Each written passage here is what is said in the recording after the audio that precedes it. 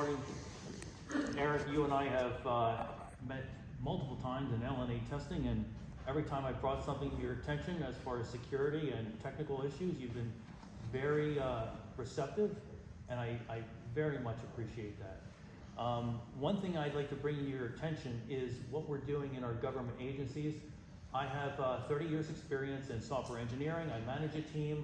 I have a Security Plus certification, and which is one of the highest security certifications for working and protecting CUI controlled unclassified information, which is an element of sensitive information. And I'd like to make a recommendation for your office, in your register office, where you do curating. Because of my background, I'm making a recommendation, and that is we have to follow NIST standards, specifically NIST 800-171. And the reason for this is because of insider threat.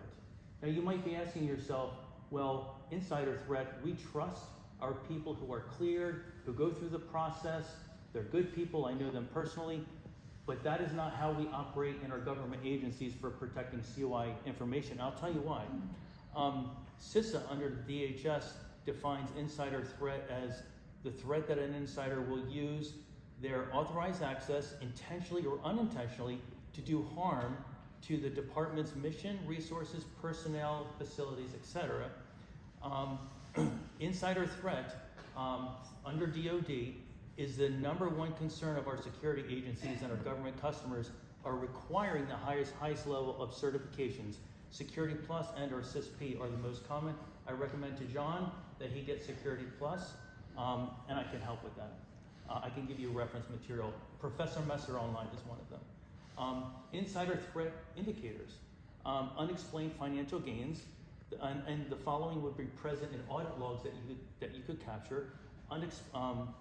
Excessive data downloads, unauthorized access attempts, connecting to unpermitted systems. These are audit logs that our DoD comes in, DCSA, DCMA, they come in and they review our audit logs, so I'd recommend that.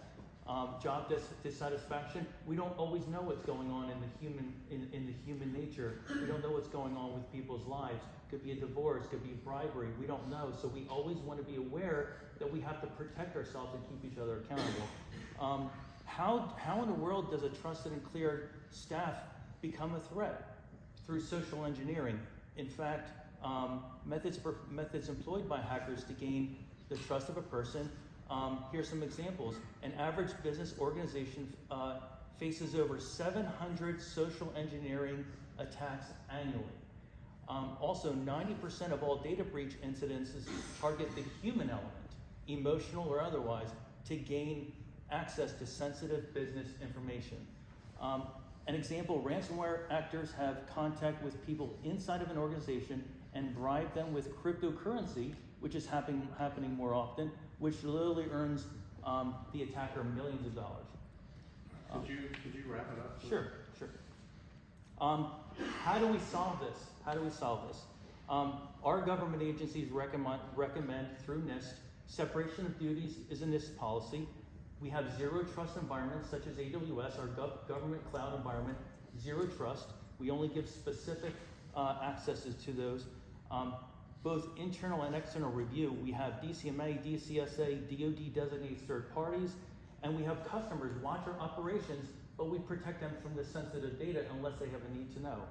And then finally, this is why I'm recommending, Eric, I'll just summarize, that you at least have a third party representative viewing the process. It's a matter of just helping you help your team. I really appreciate it. Can I ask a quick question? Like, what was you said